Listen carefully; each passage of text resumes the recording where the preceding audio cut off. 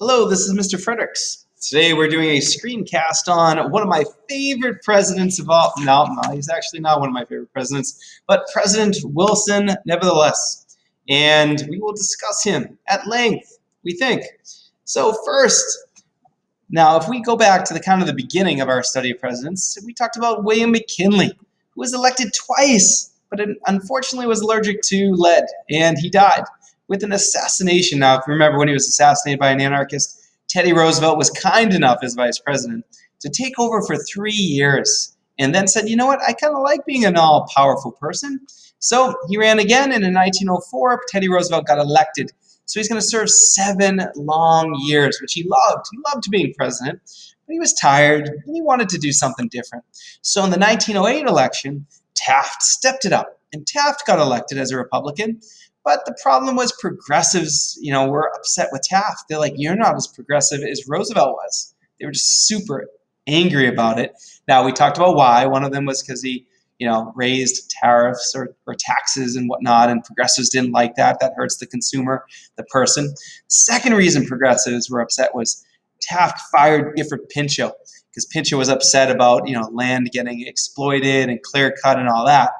So, with progressives not really happy with Taft in the 1912 presidential election, the Republican Party was split because Roosevelt came back and said, I want to be president again. Taft, you're doing a terrible job. Now, when the Republican Party was split, that created an opening for the Democrats, and the Democrats ended up winning. So President Wilson was the Democrat of the election of 1912. And even though he was the third most popular candidate in the election, he won. So lesson learned, Republicans. He's going to serve for 8 years, 2 terms, from 1913 to 1921. Now, which party was he a member of? Well, I bet you're thinking, well, that's a donkey. That must mean he's a Democrat. And you would be right. We would throw up an elephant if he had been a Republican. Now, what were accomplishments of President Wilson? That's what this is going to be about. So let's look at these accomplishments.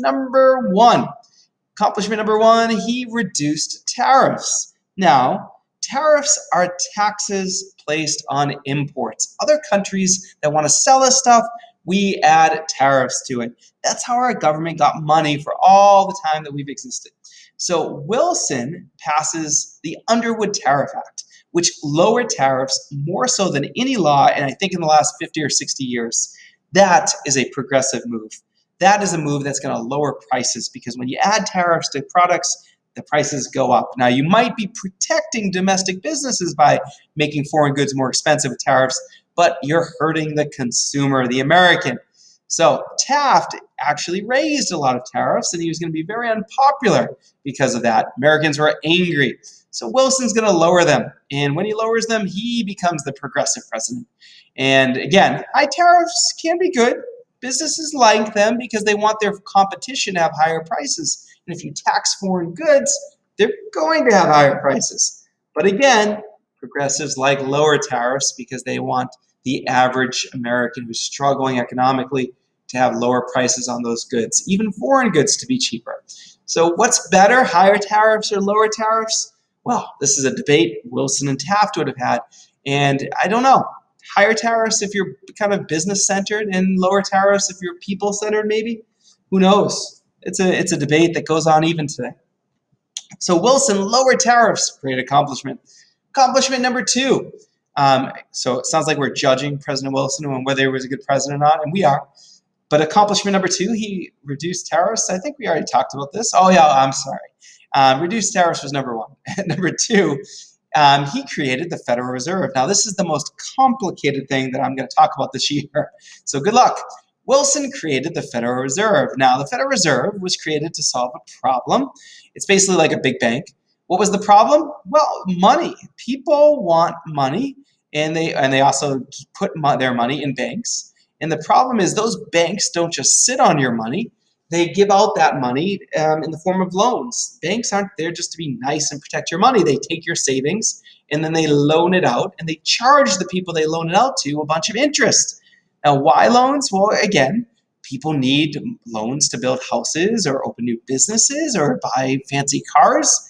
So when banks loan out all of their money, they're out of money, and that's not a good thing for banks. Why is it a problem when banks take your money and loan it out to everyone?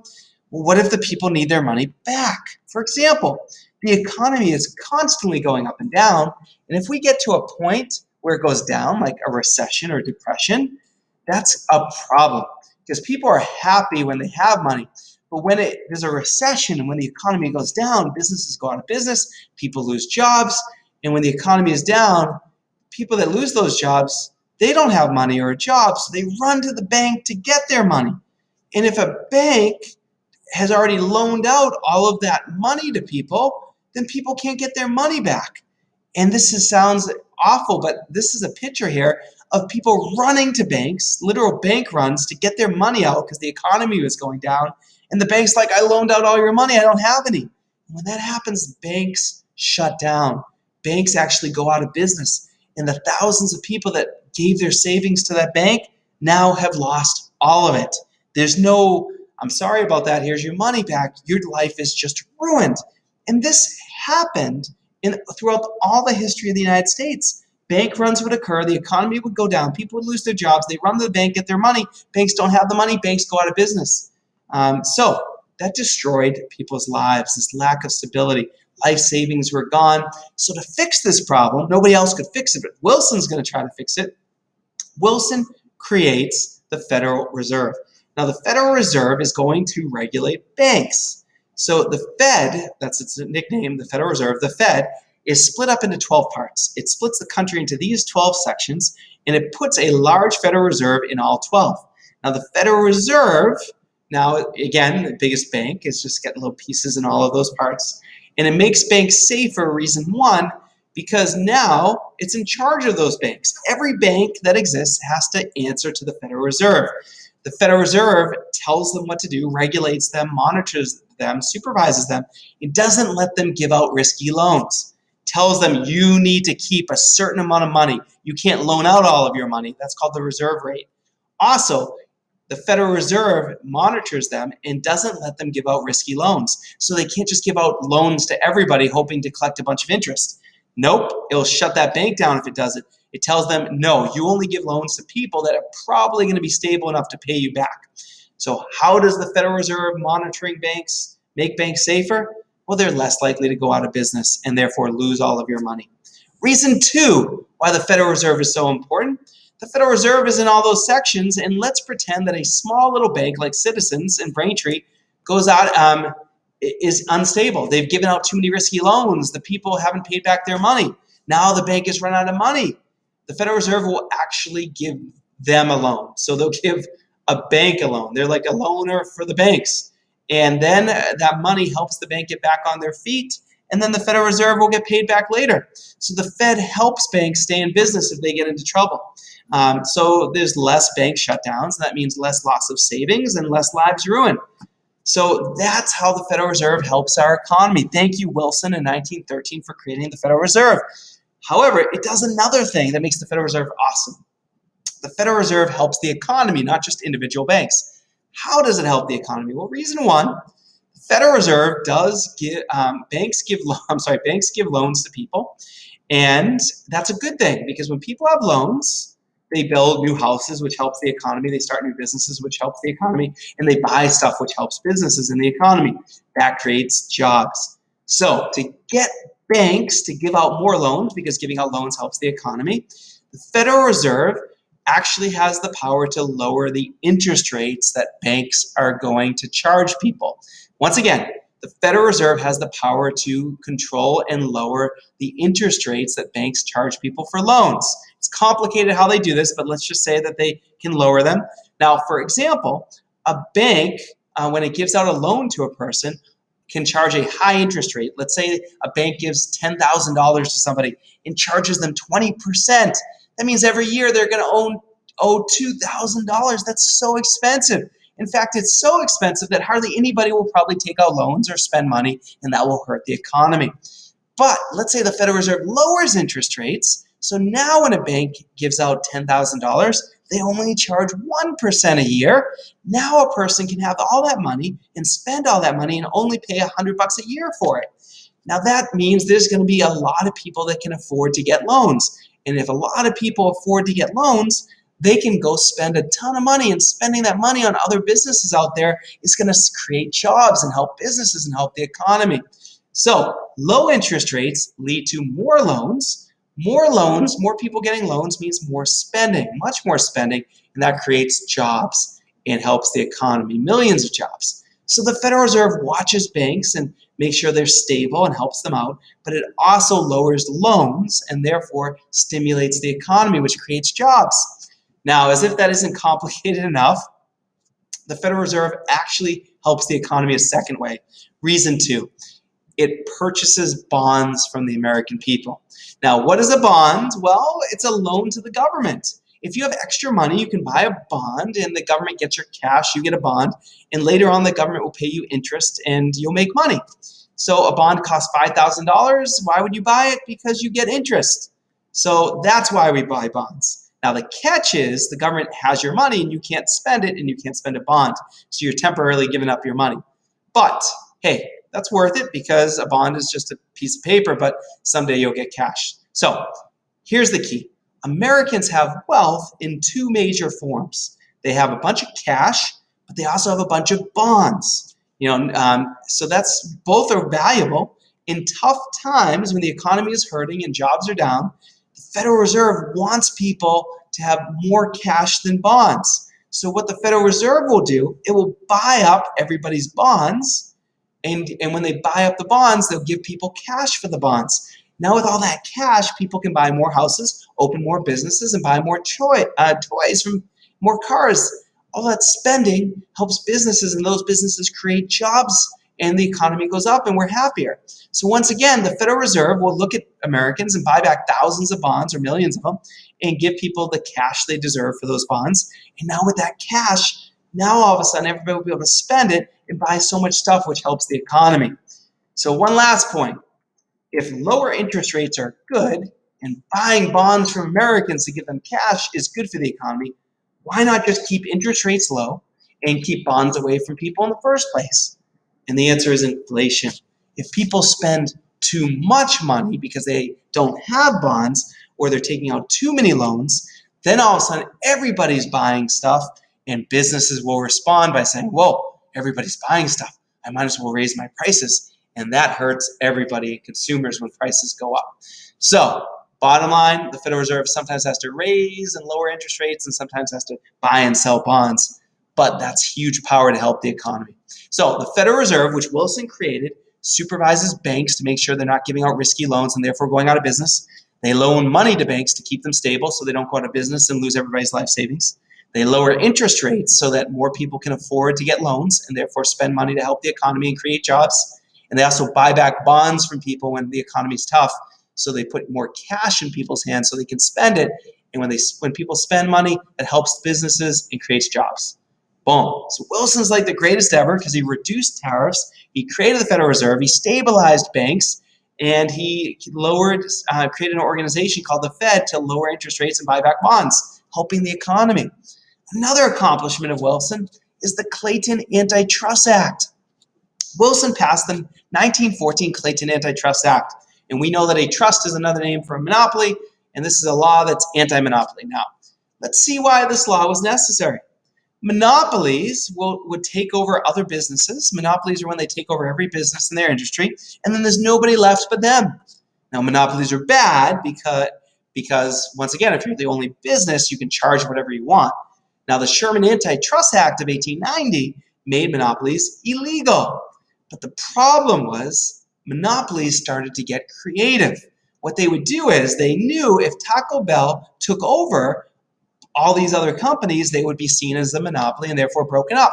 So what Taco Bell did is it would create a holding company that would own the majority of the shares of Taco Bell, but then it would buy up the majority of the stock shares of Pizza Hut and KFC. Now it owned those companies, but it didn't get rid of them and replace them with Taco Bells. It just kept them separate. So it can function as a monopoly because it looks like there's three businesses, but in reality, it's one business and they can all raise their prices because they're owned by the same group. That's called a holding company. And that was a loophole in the Sherman Antitrust Act that allowed monopolies to exist. The Clayton Antitrust Act made holding companies illegal. They can't take over an entire industry. So the Sherman Antitrust Act got beat up by holding companies. That was the loophole. But that Clayton Antitrust Act crushed this loophole. And now holding companies can be broken up just like regular monopolies. So, and that's good for small business. It's good for consumers. Wilson reduced tariffs, which was good for the people, for lower prices on goods. He created the Federal Reserve, which was good for banks. They won't go out of business anymore. People won't lose their life savings. He created the Fed, which would lower interest rates, which creates more loans so people could spend money to help the economy. And he broke up monopolies that were dominated by holding companies with the Clayton Antitrust Act. He also created the Federal Trade Commission in 1913. Now, in 1913, suddenly we had a problem, just like this guy. Now, consumers, people that buy products, meaning all Americans, were getting beat up and taken advantage and exploited by businesses. Because consumers are so busy doing their own jobs, they don't know what products are safe for them or when businesses are taking advantage of them. So what did Wilson do about this? He created the Federal Trade Commission. Now, the purpose of the Federal Trade Commission is to stop businesses from exploiting consumers, to stop unfair methods of competition, basically protect consumers from big business. Now, let's talk about what that means, because that sounds confusing. Number one, the largest responsibility of the Federal Trade Commission is to go after monopolies, because monopolies certainly abuse small business owners and consumers, right? Once you have a monopoly, you can just raise prices, lower quality of goods. People have to buy from you because you're the only one. So the Federal Trade Commission is the part of the government that breaks up monopolies from now on. For example, in 1904, the Northern Securities Company owns like 90% of the railroads, broken up. 1911, Standard Oil was broken up. 1911 as well, American Tobacco handled all the tobacco in the country. They were broken up. In 1922, the federal government said the National League was a monopoly and controlled all baseball in America. And they made, the federal government actually lost that lawsuit. In 1982, AT&T owned all kind of teler-related things like telephones, long distance. They were broken up. In 2001, Microsoft was partially kind of broken up. And now even Google is being attempted to be broken up in 2020. Now, number two, what the Federal Trade Commission does, besides going after monopolies, is they stop false advertising, which is basically businesses lying about what their products are. In 2009, Mini-Wheats claimed that they help kids with attention span. They'll do better in school. They got fined a massive amount of money because it turned out they had no evidence of that. 2009, this Eclipse gum said that if you chew our gum, we help with germs. Turned out not to be true. $7 million fine. 2010, Rice Krispies claimed that you'll be healthier. They help you with immunity. Again, fined millions of dollars because they were found guilty. That wasn't true. In 2011, Taco Bell got taken on because apparently their meat was only like 64% meat or something like that. They used oat filler. So they got fined a bunch of money and now have to use real meat. The Federal Trade Commission basically has all the time in the world to look at businesses and make sure they're not doing false advertising. They're not lying to people. They're not taking advantage of consumers that don't have time to look into this themselves. So Wilson reduced tariffs, created the Federal Reserve, stabilized banks, lowered interest rates to help the economy, went after holding companies with the Clayton Antitrust Act. Federal Trade Commission looked out for consumers and still is. Wilson also passed the Keating-Owen Act in 1916. He figured that child labor was harmful, hurt the kids of America. Now, people have been fighting this for a long time, particularly progressives, but Wilson's like, I'm going to do something about it. So he passes the Keating-Owen Act. And it basically said, we're going to ban the selling of products, any products that are made with child labor. So the thing was, it didn't ban all child labor because technically the federal government only has the right to control what's happening with companies that sell their products across state lines. Otherwise, the Constitution says the states have to control everything else. The federal government can't tell Massachusetts companies what to do unless Massachusetts companies want to sell with the rest of the United States. That's called interstate commerce. So any companies that were selling products to other states, which is most of them, made of and when those products were made of child labor, no longer could do so. This is a huge progressive victory, but it didn't help with all the small businesses that were only selling within their state. So it only went so far. It's not going to be until 1938 when all child labor is going to be banned. But that's a huge victory for Wilson. But we can't give him too much credit because this was the year of his election. And progressives were talking about maybe we should vote for the Democrats instead. So he's like, wait, I'll ban child labor. So he passed that law. So again, I don't know if we can credit Wilson, or maybe that's what presidents are supposed to do when they want to get elected, try to please people. Who knows? So the Keating-Owen Act banned child labor in many ways. Now, what else did Wilson do? He passed the Adamson Act. In 1916, the 8-hour workday people had been fighting for 50 years. And Wilson says, you know what? I'm going to help out with this. Now, the railroads across the country threatened to go on strike. They wanted an 8-hour day. They're sick of working 14 hours. Now, why did Wilson give into this? Because our economy had no planes at the time.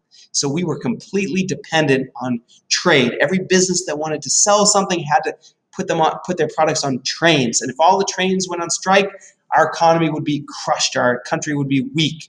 You think a president has power? No, all the people that own the railroads have power. So basically, Wilson said, fine, I won't let you destroy our economy. I'm going to pass a law. Oh, the other thing is, if you want food, that's shipped on trains too. So people would starve without the trains if they went on strike. So the Adamson Act said anybody working on the railroads, you have an 8-hour day required for that. Nobody else yet. Again, it wouldn't really be till 1938 where the federal government finally kind of required only 8-hour days. But railroad workers, they got it in 1916. And this was also Wilson saying, I believe in the 8-hour day. And when the president of the United States and the head of a political party like the Democrats comes out saying the 8-hour workday is good, other people start to follow. They set the tone. They have power. So this was a huge progressive victory. It was like a first step towards everybody getting the 8-hour day. Still going to take 20 years, I think, but the Adamson Act, helpful. So final Wilson accomplishment was the Kern-McGillicuddy Act.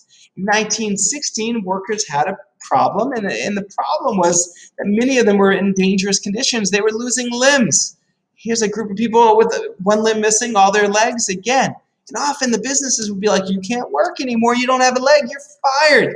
So the Kern-McGillicuddy Act made it illegal to fire somebody based on an injury they sustained within your business. But more importantly, it provided federal employees workman compensation. Now, again, the federal government doesn't have the right to tell businesses what to do unless they sell their goods over state lines. But the federal government can certainly control what happens within their business, which is the federal government. And if you're hurt at work and a member of the federal government, you now still get paid until you're medically recovered. And once again, workmen's compensation started with the federal government and Wilson with the Kern-McGillicuddy Act. But when the Democrats say we're for this, it starts to spread. And slowly, state by state, it becomes required. So those are a lot of accomplishments of President Wilson.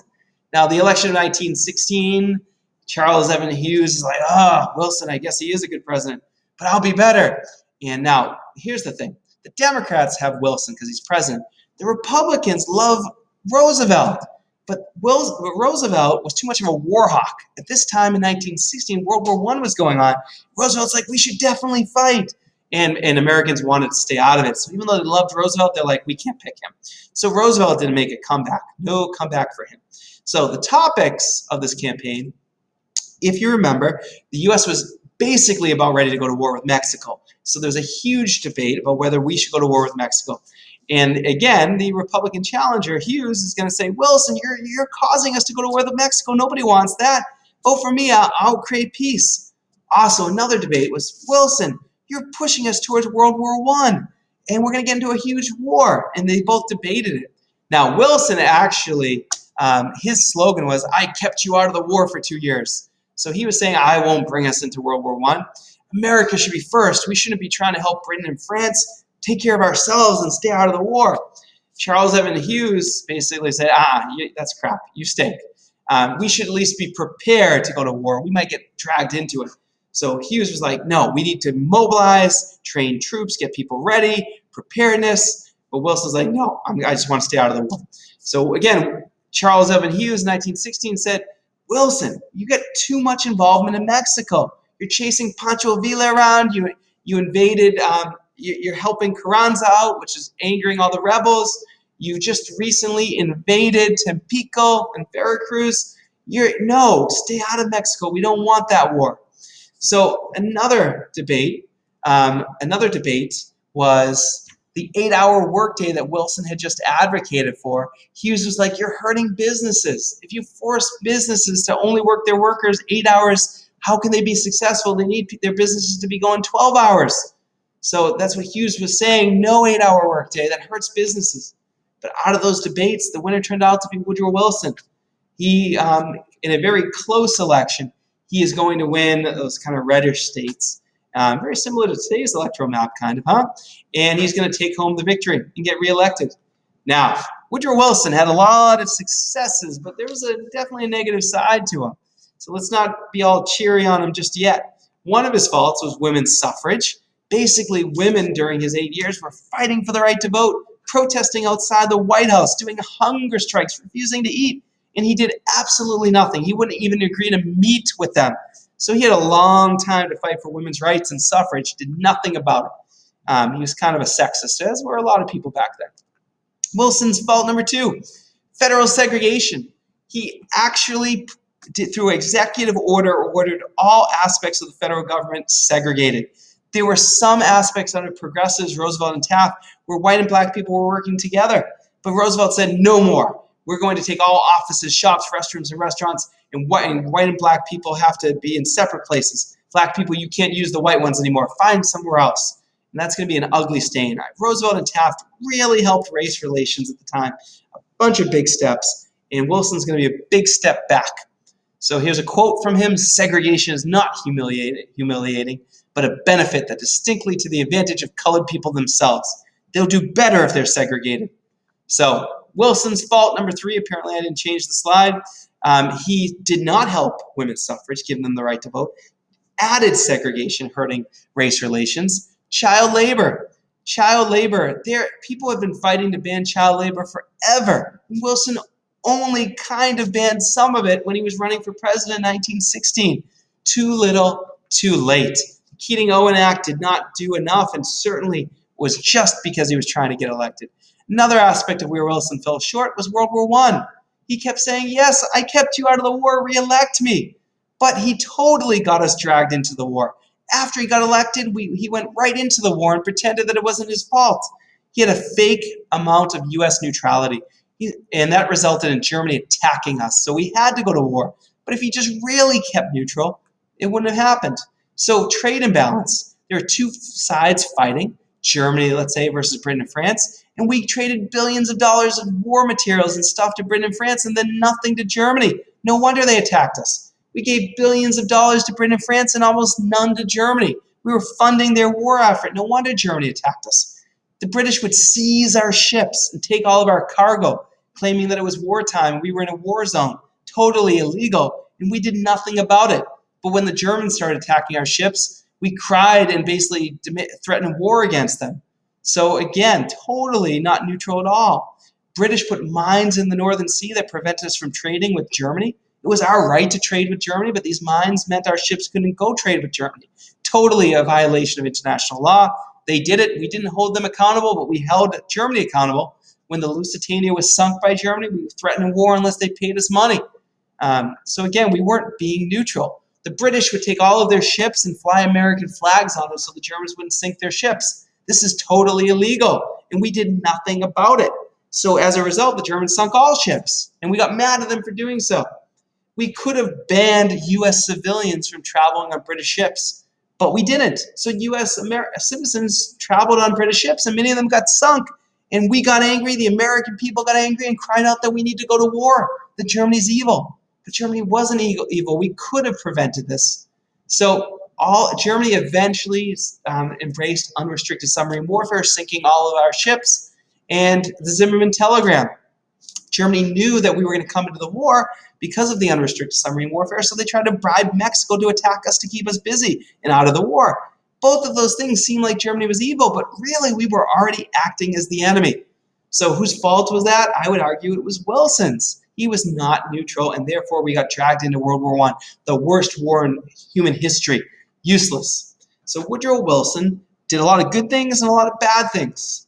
Look for the assignment in Google Classroom that asks you to take a stand on whether he was a good president or bad president.